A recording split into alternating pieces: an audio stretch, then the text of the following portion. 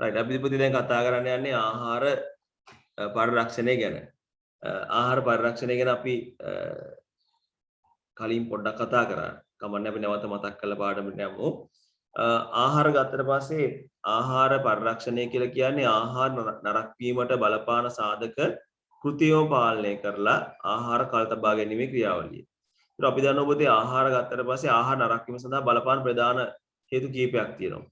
ඒවා අතරින් ආහාර නරක වීම සඳහා බලපාන ප්‍රධානම හේතුව මොකක්ද?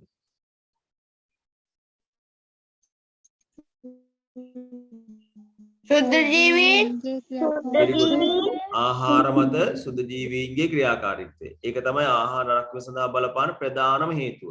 ඒ අරුණට පස්සේ ආහාර නරක වීම බලපාන තවත් හේතු තියෙනවා. මොනවද ඒ? පැලීම් එකක් තමයි ආහාරපත මහා ජීවීන්ගේ ක්‍රියාකාරීත්වය. ආහාර මත ක්‍රියා කරන මහා ජීවීන් කවුද ඉන්නේ? පිටිමකුණ ගොල්ලන් ඔය හරි පිටිමකුණත් හරි පිටිමකුණත් මහා ජීවියෙක් තමයි. යත් පළතුරු වලටම හානි කරනවා. ඔය ගස් ලැබු කෙසෙල් අඹ ඒ නැති පළතුරු කියන්නේ ගොඩක් එළවලු පළතුරුට හානි කරනවා. ඒතර එයා ඒ මේ යසු උරාවිවට පස්සේ ඒ ආහාර වල තියෙන අර රසය ඒ වගේ දේවල් නැති වෙලා යනවා, ඉක්මනින් නරක වෙනවා. හරි. ඒතර ඒ වගේ මහා ජීවීන් හානි කරනවා.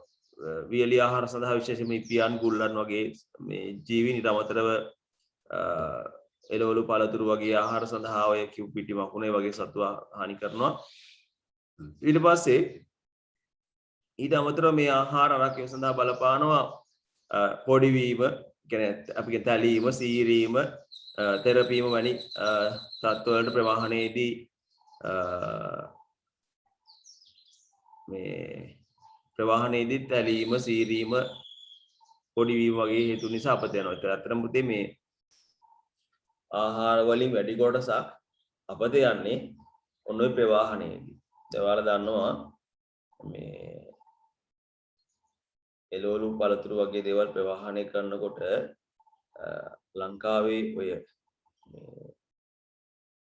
ප්‍රවාහනය ඒ ආහාර ප්‍රවාහනය ගත්තට පස්සේ ඊටාම මේ ප්‍රවාහන වලින් ආහාර මේ සුරක්ෂිතභාවය ඊටාම පහළ මට්ටමක තියෙන. කිසිම ප්‍රමිතියකින් තොරව තමයි ආහාර ප්‍රවාහනය කරන්නේ. අර ඔයාලා දැකලා තියෙන්නේ මේ පෝර බෑග් වල දාලා තල්ලා ඊට පස්සේ ඒක ලොරියට තල්ලා මේ තමයි එළවලු පළතුරු ප්‍රවාහනය කරන්නේ. ඒතර මේ තනක මෙහි ඉඳලා කොළඹට නැත්නම් දඹුල්ලට මේ ඔය එළවලු පළතුරු අරන් යනකොට මේ ලොකු දුරක් යන්න ඕනේ. ඉතින් ওই දුර යනකොට ඒ අතරතුර කියන්නේ පාරේ වලවල් තියෙනවා. ඒ වගේ හේතු කියන්නේ මේ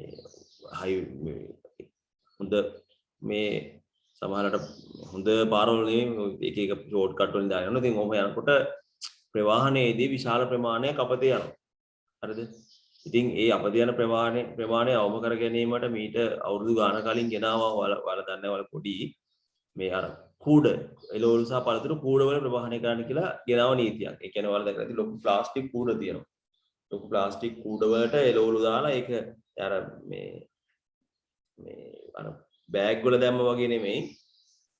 කූඩේ මේ පුරවන්න පුළුවන් ප්‍රමාණයක් තියෙනවනේ කූඩේ පුරවල. ඒකේ තියෙනවා උඩින් මේ මොනවද අර යකඩ වලින් හදපු කොකු දෙකක් තියෙනවා. ඒක උඩට හරවලා තියුවාම මේ උඩින් තව අපිට පෙට්ටියක් තියන්න පුළුවන්. ඒතකොට අර යට තියෙන ටික දැලෙන්නේ නැහැ කොහොමද? කිසිම හානියක් වෙන්නේ නැහැ. ඒ ප්‍රවාහනේ සිදුවන හානිය තාම අවම කරගන්න පුළුවන්. සාමාන්‍ය පුතේ විශාල ප්‍රමාණයක් අපත යනවා. ඉතින් ඒ අපත යාම තාම අවම කරගන්න පුළුවන්. ඒ වගේ මේ ක්‍රමවේද පාවිච්චි කරනවා. නමුත් ඒකට මේ වෙළඳ කැමති වුණ නැහැ. මොකද මේ සාමාන්‍යයෙන් මේ ක්‍රමයේ ගෙනනකොට කිලෝ 1000ක් ගෙනියන්න පුළුවන් නම් ඒ කූඩ වලට දැම්මට පස්සේ කිලෝ 500ක් වගේ තමයි ගෙනියන්න පුළුවන්. ඉතින් එයාලගේ ලාභය අඩු වෙනවනේ. අන්න ඒ නිසා ඒක ක්‍රමයට කැමති වුණේ ක්‍රියාත්මක කරන්න බැරුණා කොහොමද. නැත්නම් ඒ වගේ දේවල් ක්‍රියාත්මක කරා නම් ඇත්තටම ගොඩක් වටිනවා. මේ ආහාර අපත යන ප්‍රමාණය සෑහෙන අඩු කර ගන්න පුළුවන්. ඉතින් දැන් ඔය මොන භෝගිය වුණත් ඔතනින් වැඩිපුර ලාභ ලබන්නේ පුතේ අතරමැදියා. ඒ කියන්නේ ප්‍රවාහනය කරන එක. ගොවියා අවුරුදු ගානක් මහන්සිලා හදලා එයා අස්වැන්න දෙනවා කෙනෙකුට. ඒතොර ඒ අතරමැදි කෙනෙන් එයා ඒ අස්වැන්න අරන් ගිහිල්ලා ආයෙ වෙළඳ පොළට දෙනවා. එතකොට ගොවියට ලැබෙන මුදලයි ඊට පස්සේ වෙළෙන්දත් අතරමැදිය ගානක් තියාගන්න අතරමැදිය මුදලක් තියන් තමයි වෙළෙන්දට දෙන්නේ. වෙළෙන්ද විකුණන ඕනේ තවත් ගානක්. එතකොට ඔය ඔතන වැඩිම ලාභයක් ලබන්නේ අතරමැදියා. මොකද ඒ මේ එහෙම සිස්ටම් එකක් හැදිලා තියෙන්නේ. හරි. ඒක අපිට කමන්නේ නැහැ නේ. කොහොමද මම මේ ආහාර රැකීම සම්බන්ධව කතා කරේ. ඊට පස්සේ ඊට අමතරව පුතේ ආහාර රැකීම බලපනවා සොයන් ආහාරය කියන්නේ මේ සොයන් වියෝජනය කියලා අපි කියන්නේ ආහාරයේ තියෙන විවිධ එන්සයිම වල ක්‍රියාකාරීත්වය නිසා පළ මේරීම, පළ ඉදීම, ඒ වගේම කුණු වීම වගේ දේවල් සිද්ධ වෙනවා. හරි. ඒතර මේ ආහාර ගත්තට පස්සේ මෙන්න මේ ආහාර මේ කල් තබා ගැනීම සඳහා මේ කෘත්‍රිම මේ කියන්නේ ආහාර ආරක්ෂණ බලපාන සාධක කෘත්‍රිම පාලනය කරලා ආහාර කල් තබා ගැනීම සඳහා කල් තබා ගැනීම තමයි අපි ආහාර පරිරක්ෂණය විදිහට හඳුන්වන්නේ. එතන මේ ආහාර පරිරක්ෂණය ගත්තම පුතේ මේ ආහාර පරිරක්ෂණය අපිට වාසි කීපයක් තියෙනවා. වැදගත්කම් කීපයක් තියෙනවා. මේ ඒ වගේම දැන් ආහාරයක් මේ පරිරක්ෂණය කරන ක්‍රම කීපයක් තියෙනවා. හරිද? ආහාරයක් පරිරක්ෂණය සඳහා කරන්න ඕනි ආහාරයක් නරක වීම බලපාන සාධක තියෙනවනේ. අනේ ආහාර නරක වීම බලපාන සාධක පාලනය කරන්න ඕනේ. ඒ මගින් තමයි අපිට ආහාරය කල් තියා ගන්න පුළුවන්. ආහාර නරක වීම බලපාන ප්‍රධාන සාධකය තමයි සුද්ධ ජීවීන්. එහෙනම් ආහාර කල් තබා ගැනීම සඳහා අපි කළ යුතු ප්‍රධාන දෙයක් තමයි ආහාරයේ සුද්ධ ජීවීන් ඇතුළේම පාලනය කරන්න ඕනේ. පුළුවන් තරම් ආහාරයේ සුද්ධ ජීවීන් ඇතුළේම පාලනය කරන්න ඕනේ. ඊට පස්සේ සුදු ජීවීන් ගත්තාම උදේ සුදු ජීවීන්ගේ ක්‍රියාකාරීත්වය සඳහා වැදගත් වෙනවා ජලය, තෙතමනය, උෂ්ණත්වය වගේ සාධක වැදගත් වෙනවා. ඒතර අන්නේ සාධක දැන් අපිට සමහර ආහාර වලට දැන් හිතමුකෝ ආහාරයක් අපි හොඳට ඇසුරුම් කරලා ටින් එක වගේ දාලා සුදු ජීවීන් ඇතුළේම වළක්ව ගන්න පුළුවන්. නමුත් තව සමහර ආහාර වර්ග ඒ වගේ සුදු ජීවීන් ඇතුළේම වළක්වන්න බෑ. නමුත් අපිට අර සුදු ජීවීන් වර්ධනය සඳහා බලපාන සාධක පාලනය කරන්න පුළුවන් නම් ඒ වගින් ඒ ආහාරම සුදු ජීවීන්ගේ ක්‍රියාකාරීත්වය පාලනය කරන්න පුළුවන්. එහෙනම් ජලයේ මේ උෂ්ණත්වය වෙන සාධක පාලනය කරලා ආහාරම සුදු ජීවීන්ගේ ක්‍රියාකාරීත්වය අවම කිරීම. ඊළඟට මහා ජීවීන්ගේ සිදුවන හානිය වැළැක්වීම. ඔන්න ඔය කියන ක්‍රම වලින් අපිට පුළුවන් මේ ආහාර නරක වීම පාලනය කරගන්න. ඊට මේ ආහාර නරක වීම පාලනය කිරීමට නැත්නම් ආහාර කල් තබා ගැනීම සඳහා යොදා ගන්නවා මේ විවිධ ක්‍රම ආහාර පරිරක්ෂණ සඳහා යොදා ගන්න විවිධ ක්‍රම. ඒතොර ඒ මේ ක්‍රම ගත්තට පස්සේ ඒවා ප්‍රධාන කොටස් දෙකකට වෙන් කරනවා සාම්ප්‍රදායික ක්‍රම සහ නවීන ක්‍රම විදියට. සාම්ප්‍රදායික ක්‍රම කියන්නේ ඈත අතීතයේ ඉඳලා මිනිස්සු ආහාර කල් තබා ගැනීම සඳහා යොදාගත්ත විවිධ ක්‍රම. නවීන ක්‍රම කියන්නේ තාක්ෂණයත් එක්ක දැන් විවිධ ක්‍රම පාවිච්චි කරනවා. හැබැයි අර සාම්ප්‍රදායික ක්‍රම වලදී යොදාගත්ත දේවල්ම තමයි නූතනයේදී තාක්ෂණය යොදාගෙන ඊට වඩා වෙනස් විදිහේ දේවල් කරන්නේ. අපි බලමු ඒ වගේ ආහාර කල් තබා ගැනීම සඳහා යොදා ගන්නා සාම්ප්‍රදායික ක්‍රම සහ නවීන ක්‍රම මොනවද කියලා. මම පොඩ්ඩක් ඉන්න.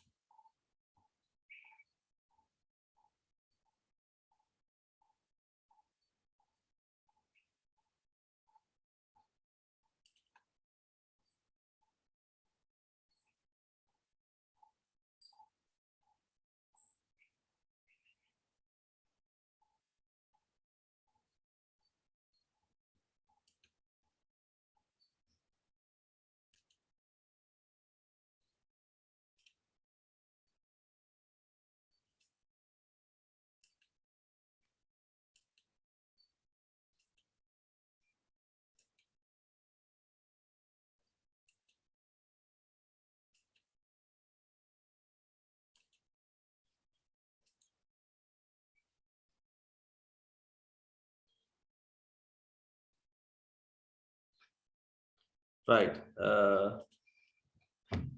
බලමු මෙන්න මේක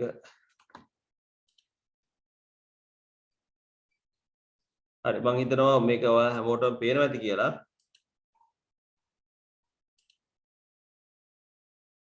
පේනව නේද ඔව් සර්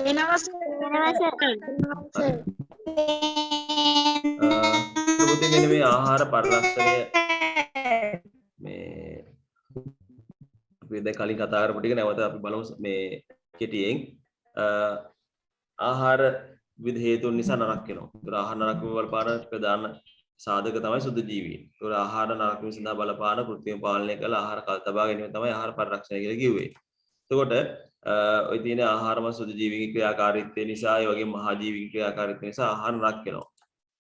එතකොට ආහාර පරිරක්ෂණය ගත්තට පස්සේ ආහාර පරිරක්ෂණය සඳහා විවිධ ක්‍රම පාවිච්චි කරනවා. ඊළඟට ආහාර පරිරක්ෂණයේ අරමුණු. ආහාර ඒ කියන්නේ කාලතකවා ගැනීමේ අරමුණු කීපයක් තියෙන එකක් තමයි ආහාර පරිරක්ෂණයේදී ආහාර නරක වීම අවම කිරීම. ඊළඟට ආහාර විෂ වීම වැළැක්වීම.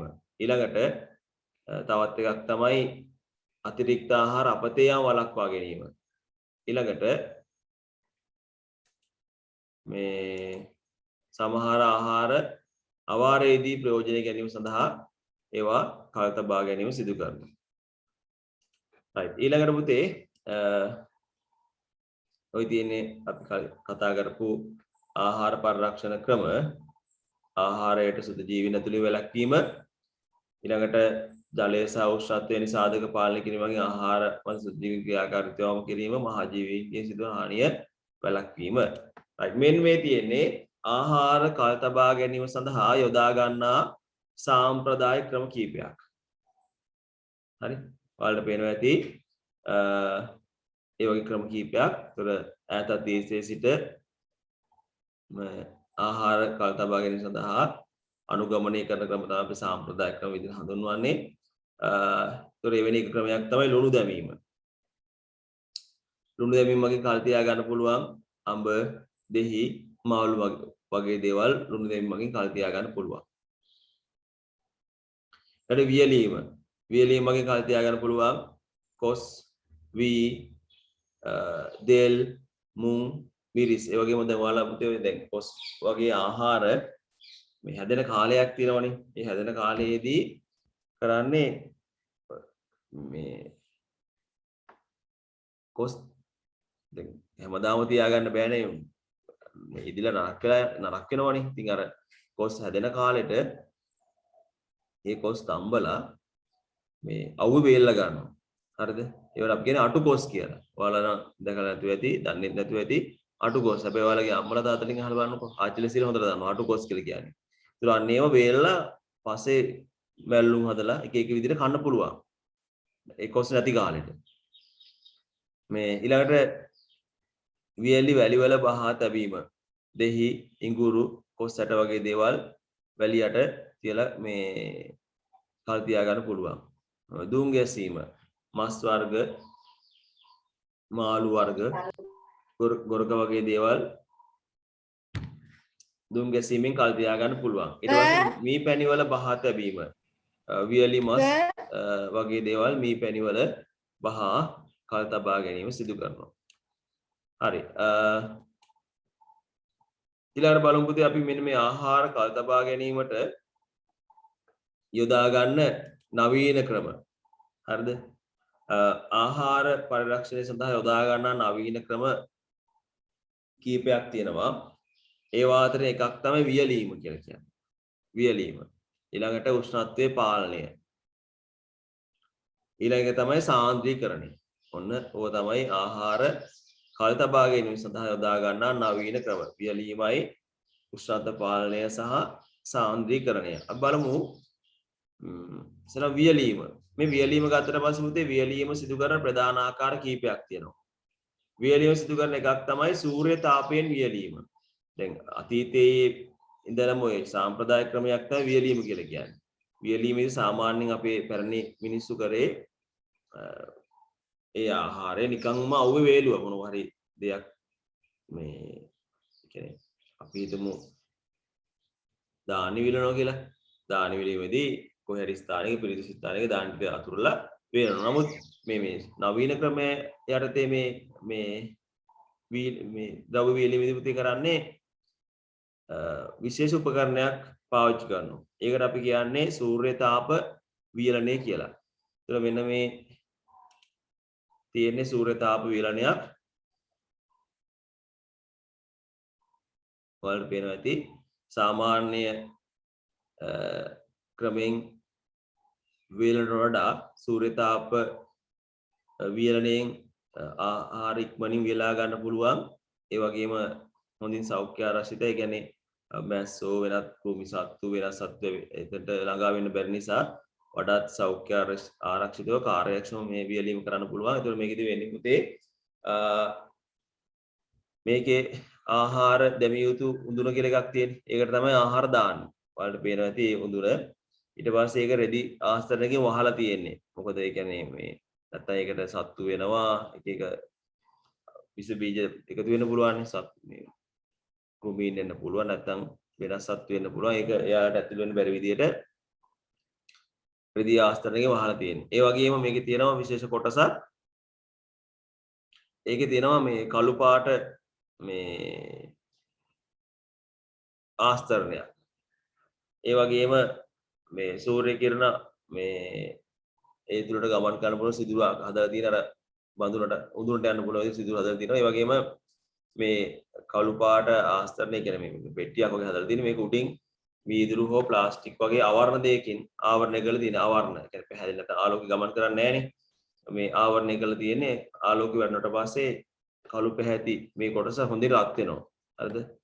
රත් වෙලා ඒ රත් වෙන මේ වායු ධාරා ටික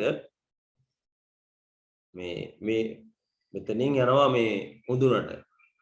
උඳුනට ගියාට පස්සේ ඒ ආහාර ඒ වායු රත් වෙච්ච වායු ධාරා මගින් වියලීම සිදු වෙනවා.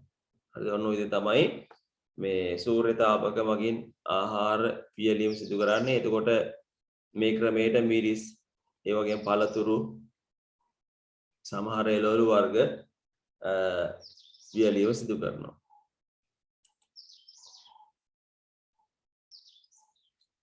හරි ඊට පස්සේ පුතේ මේ වියලීම සිදු කරන තවත් නවීන ක්‍රමයක් තමයි උඳුනේ වියලීම. උඳුනේ වියලීම. ඒතොර මෙහිදී නවීන උඳුනක් පාවිච්චි කළා තමයි ඒ වියලීමේ ක්‍රියාවලිය කරන්නේ. ඒතොර ආහාර වර්ගයට අනුව උචිත උෂ්ණත්වයක් දීලා විදුලිය එහෙම නැත්නම් ගෑස් එහෙම නැත්නම් පොසිල් ඉන්ධන වගේ ඉන්ධනයක් පාවිච්චි කරලා තමයි ඔය උඳුනේ වියලීම සිදු කරන්නේ. ඔයාලට පේන ඒ වගේ උඳුනක්. ඒතොර මේකේ මේ පළතුරු මිරිස් හතු වගේ ආහාර වියලීම සිදු කරනවා.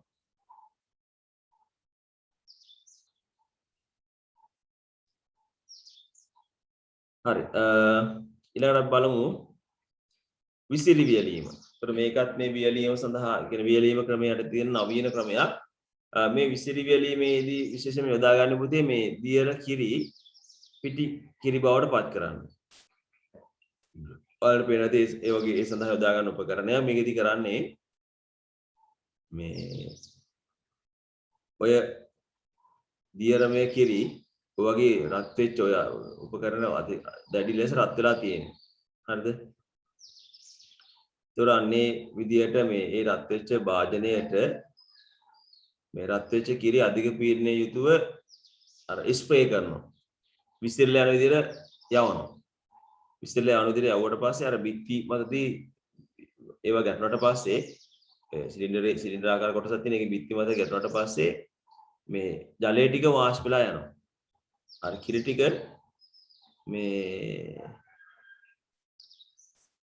පිටි කිරි බවට පත් වීම සිදු වෙනවා. එතකොට ඔය විදිහට තමයි කිරි පිටි වල බොන කිරි පිටි හදලා තියෙන්නේ. ඒ වගේම වල අහලා තියෙන ඔය පොල් කිරි පිටි කළ පොල් කිරි දිනවා කියලා කියන්නේ. අහලා තියෙන ඒව හදන්නේ ඔය විදිහ තමයි. විසිරි වියලීම යටතේ තමයි හදන්නේ. එතකොට මෙහිදී මේ අර අධික රත් වෙච්ච කිරිය අධික පීඩනයේ යුතුව සිලින්ඩරේ මේ මත ඉස්සරහට යනවා. එතකොට ජලය ටික වාෂ්පලා ගිහිල්ලා ඒක පිටිකිරි බවට පත් වෙනවා. හැබැයි මෙහෙම දෙයක් තියෙනවා. ඔය පිටිකිරි ගොඩක් අය ආසාවෙන් බොනවනේ. නමුත් ඇත්තටම පුතේ ඒවා ඉච්චර හොඳ දේවල් නෙවෙයි. මොකද මේ අපිට ස්වාභාවික කිරි තියෙද්දි මේ ලංකාවේ ඕනතරම් ස්වාභාවික කිරි තියෙනවා. ඕනතරම් මේ ඒ සත්ත්ව පාලනය කරන අය ඉන්නවා. ඉතින් ඒ වගේ කෙනෙක්ගෙන් කිරි බෝතලයක් හරි ලීටරයක් හරි ගෙනල්ලා ගෙදර උණු කරන් බොනවා කියලා කියන්නේ ඉතාලම හොඳයි. ඒක ගුණයි.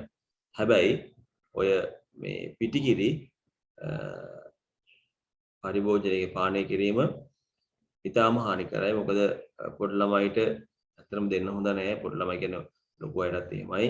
ඔය පිළිකාකාරක තියෙනවා එක එක වගේ දේවල් එක එක කියන්නේ කාල තබා ගැනීමට එක එක දේවල් වල එකතු කරනවනේ. අන්න එකතු කිරීමත් එක්ක ඕවා අර අධික උෂ්ණත්ව අධික බිඳුන ලකුණාට පස්සේ ඕවා අර තියෙන පෝෂක වර්ග විකෘති වෙනවා. ඉතින් අන්න ඒවත් එක්ක මේ ඕවා පානය කිරීම චර හිතකර නැහැ. මේ ඉතින් ඒ නිසා මේ ඒ කියන්නේ ඉඳලා හිටලා ඉතින් බිව්වට ප්‍රශ්නයක් නැහැ. නමුත් ඔය කියන තරම් පෝෂණ ගුණයක් එහෙම එකක් නැහැ ඕවයි. පෝෂණ ගුණය අධික උෂ්ණත්වය රත් කරනකොට පෝෂණ ගුණය විනාශ වෙලා තියෙන්නේ. මේ විශේෂයෙන්ම පිට රටින් කියන කිරි වර්ග මේ ඔය චීස් එහෙම හදලා හැදෙන ඉතුරු වෙන ටිකෙන් තමයි ඒව කිරි පිටි හදාගන්නේ. එන අර මේ අවශේෂයෙන්. ඉතින් මේ ඒවා ඉතාම හරියයි. නමුත් ඔය ලංකාවේ තියෙනවා මේ කිරි පිටි වර්ග මොනවද පැල්වත් කිරි, හයිලන්ඩ් වගේ ඒවා මේ එච්චර හානියක් නැහැ. ඉතින් නමුත් අපේ මිනිස්සු අනේ මන් දන්නේ පුරු වෙලා තියෙන්නේ අර පිට රටින් කියන එක තමයි ලොකු. ලංකාවේ හදන ඇත්තට පැල්වත් එම කිරි ඒක හරි හොඳ පිටි එකක්. නමුත් ඒක පාවිච්චි කරන්නේ නැහැ. පිට රටින් කියන වෙනත් මොනවා හරි ජරාවක් තමයි මේ ආයෙක හොඳයි කියලා ගන්න. ඒ කියන්නේ අර ලංකාවේ මිනිස්සුන්ට කවදාවත් ගොඩ එන බැරි එකනේ. රටක් හැදෙන්න බැරි එකයි. ඒ ලංකාවේදී වටිනාකමක් නැහැ. පිට රටින් එන ඕන ජරාවක් හොඳයි. හරිද? මේඩ් ඉන් ශ්‍රී ලංකා නම් වැඩක් නැති. ඒ එහෙම වෙනකොට ඉතින් කොහොමවත් රටක් දියුණු කරන්න බෑනේ නේ. ඒ නිසා පුතේ ඔයාලා හොඳට මතක තියාගන්න මම මේ පාඩමට අදාළ වුණත් මේ අපේ ජීවත් වෙන රටනේ ශ්‍රී ලංකාව කියලා කියන්නේ. ඉතින් මොන හේතුන් මොන පාලන තිබුණත් මොන වගේ අර්බුද තිබුණත් අපි ලංකාවේ මිනිස්සු විදියට පුළුවන් තරම් හැම වෙලේම ලංකාවෙම දේවල් තමයි ලංකාවේ නිෂ්පාදනය කරන දේවල් තියෙන්නේ. අපි ඇත්තටම මේ පිට රටින් ඉදිකටු බව පිට රටින් ගේන්නේ. ලංකාවේ ඕනතරම් අමුද්‍රව්‍ය තියෙනවා. ඒවා නිෂ්පාදනය කිරීමේ හැකියාව තියාගෙන හැමදේම පිට රටින් ආනයනය කරනවා. ඉතින් ඒ දේවල් ගන්න තමයි වෙළඳ පොලේ ගොඩක් තියෙන ඒ දේවල්. නමුත් මම නම් පුරුද්දක් වශයෙන් අනිවාර්යෙන් දෙයක් ගන්නකොට අපිට මහ ලොකු දේවල් වෙන්න ඕනේ. අපි හිතනකෝ සබන් කැටයක් කියලා. සබන් කැටේ වුණත් අපිට පුළුවන් ලංකාවේ හදන දෙයක් ගන්න. අපි මිනිස්සු කැමති නෑනේ ඒක. කොහොමවත් කැමති නෑ. දැන් ඔය සන්ලයිට් වගේ දේවල් ලංකාවේ නෙවෙයි. ලංකාවේ නිෂ්පාදනය පිට රටින් කියන්නේ. ඉතින් සම්පූර්ණයෙන් අපේ මිනිස්සු ඒ සල්ලි පිට රටට තමයි යන්නේ. ඉතින් ඒ නිසා අපි ඒ පොඩි තැන ඉඳලා පටන් ගන්නවා. අපිට මහ ලොකු දේවල් තාම නැති වුණාට ඒ චූටි තැන ඉඳලා පටන් ගත්තට පස්සේ ලංකාවේ ඉන්න ව්‍යාපාරිකයෝ ඒ තුලින් ලොකු මේ සංවර්ධනයක් වෙනවා. ඒත් එක්ක වෙන වෙන නිෂ්පාදනය කරලා ටික ටික මේ එකපාරට අපිට දිනු වෙන බැරුණාට අපිට පුළුවන් ටික ටික දිනු වෙන්න. හරිද? ඒ නිසා පුළුවන් තරම් හැම වෙලේම අපි මේ අපිට පුළුවන් පොඩි දෙයින් ලංකාවේ නිෂ්පාදනය කරන දේවල් වලට දිරිදීමක් දීලා ඒවා පුළුවන් තරම් අපි මේ ප්‍රොමෝට් කරන්න ඕන. මොකද මේ පිට රටින් එන ජරාවක් මොනවද කියලා දන්නේ නැහැ. නම් ලංකාවේ හොඳ නිෂ්පාදන තියෙනවා. හැබැයි ඒවට සමාජ තැනක් හම්බෙන්න එක ගැටලුව වෙලා තියෙනවා. හරි. මේ විසිරි වීම. ඊට පස්සේ පුතේ උෂ්ණත්ව පාලනය. ආහාර කාල තබා ගැනීම සඳහා යොදා ගන්න තවත් ක්‍රමයක් තමයි උෂ්ණත්ව පාලනය. උෂ්ණත්ව පාලනය ගත්තට පස්සේ මෙන්න මේ උෂ්ණත්ව පාලනය දි කරන්නේ උෂ්ණත්වය පාලනය කරනවා. අපි දන්නවා කියන්නේ සුද්ධ ජීවීන් ගත්තට පස්සේ සුද්ධ ජීවීන් ක්‍රියාකාරීත්වය සඳහා තෙතමනය සහ උෂ්ණත්වය කියන සාධක දෙක අත්‍යවශ්‍යයි. සාමාන්‍ය සුද්ධ ජීවීන් ඉතා හොඳින් වර්ධනය වෙන්නේ සෙල්සියස් අංශක 40 වගේ උෂ්ණත්වයේදී. ඉතින් ওই උෂ්ණත්වය පාලනය කරන්න පුළුවන් නම් අපිට ඒ වගේන් පුළුවන් එයාලා ක්‍රියාකාරීත්වය අවම කරන්න. ඒ වගේ ආහාර කල් තබා ගැනීම හැකියාවක් තියෙනවා. ඒතකොට මේ සඳහා අපි යොදා ගන්න උපක්‍රමය තමයි ශීතකරණයේ තැබීම. ආහාර ශීතකරණයේ දිනවා. ශීතකරණයේ කොටස් දෙකක් තියෙනවා. ශීතනය සහ අධිශීතනය. ඒතකොට මේ සාමාන්‍යයෙන් මේ ශීතනයේ තියෙන පුතේ ශීතනයේ කියන කොටස තියෙන සෙල්සියස් අංශක 4යි. එතකොට ඔය එළවලු වර්ග, පළතුරු වර්ග, යෝගට් වගේ දේවල් ශීතනයේ කියන කොටසේ දාලා අපිට පුළුවන් කාල තබා ගැනීම සිදු කරන්න. ඊට අධිශීතනය. අධිශීතනය ගත්තට පස්සේ අධිශීතනය කියන කොටසේ සෙල්සියස් අංශක ඍණ 18ක වගේ උෂ්ණත්වයක් තියෙන්නේ. හරිද? ඒතකොට මේ කොටසේදී පුතේ අපිට ගබඩා කරලා කල් තියා ගන්න පුළුවන් ආහාර තමයි මස්, ඒ වගේම මාළු, ඊට පස්සේ අයිස්ක්‍රීම් වගේ ආහාර අධිශීතනය කියන කොටසේ ගබඩා කරලා කල් තියා ගන්න පුළුවන්. ඒතකොට ඉතින් ශීතකරණයේ මේ කොටස් දෙක ඉහළින් තියෙන අධිශීතනය අපි කියන්නේ ඩීෆ්‍රිජරේටර් එක කියලා. පහළින් තියෙන ශීතනය කියන කොටස. ඒතකොට ඔය තියෙන බීම වර්ග, ඊට පස්සේ දියර කිරි, එළවලු, පළතුරු, ඊළඟට යෝගට් වගේ දේවල් ඔය විදිහට ශීතනයේ තුල දීලා මේ කල් තියා ගන්න පුළුවන්. මස්, මාළු, සොසේජස්, ඊට පස්සේ අයිස්ක්‍රීම් වගේ දේවල් අධිශීතනය කියන කොටසේ තියලා තමයි කල් තබා ගැනීම සිදු කරන්න වෙන්නේ.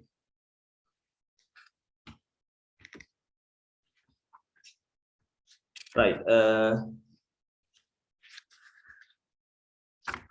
ඊළඟ පුතේ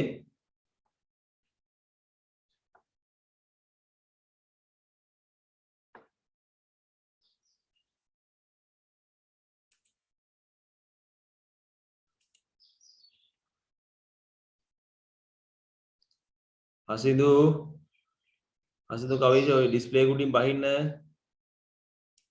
මේක එක එක අඳින්න නැතුව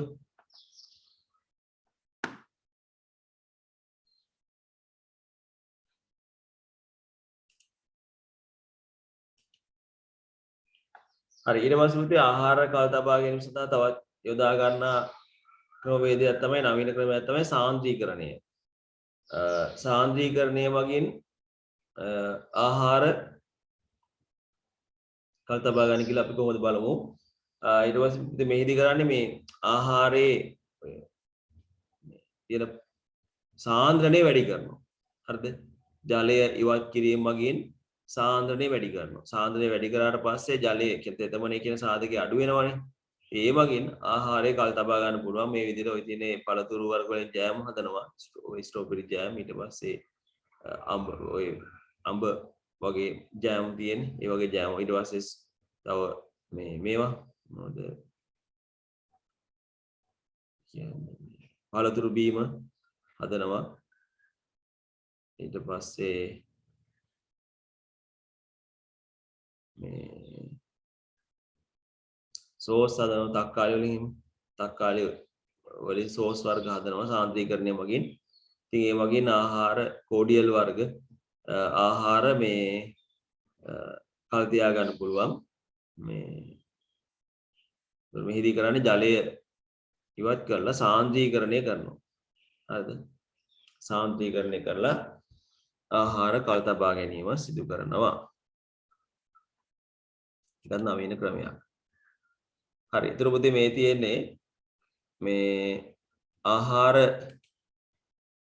පරිරක්ෂණ ක්‍රමවලදී ආහාර නරක්වීම වළක්වා ආහාර කල් තබා ගැනීමට හේතු වන කරුණු.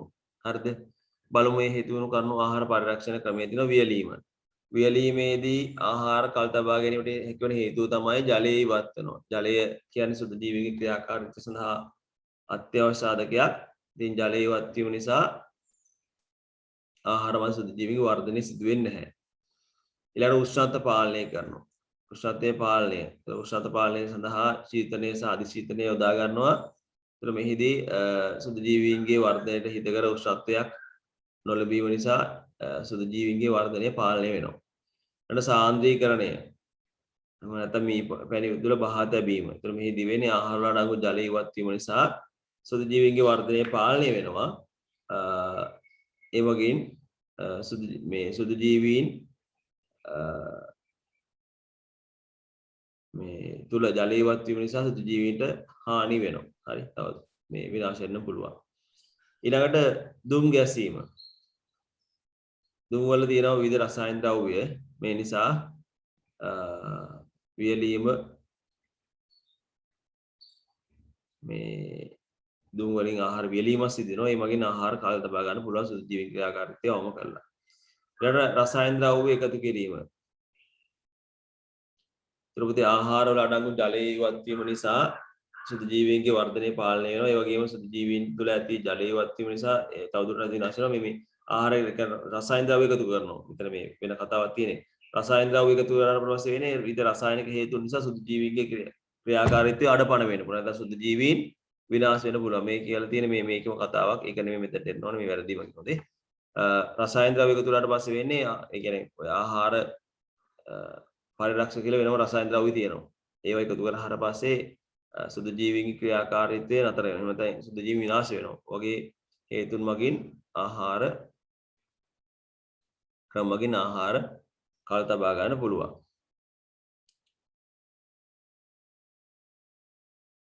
හරි. ඊට මේ ආහාර පරිරක්ෂණයේදී ආහාර වලට විවිධ ද්‍රව්‍ය එකතු කරනවා.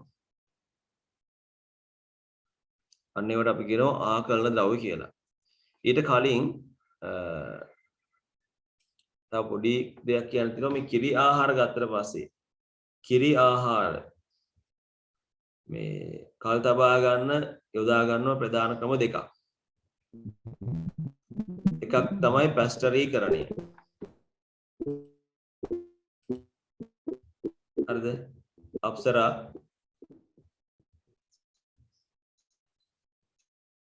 මොනවා හරි කියනවා මට කියනවද මට ඇහෙන්නේ නැහැ කොහොමද? අප්සරා මොනවා හරි කිව්වද?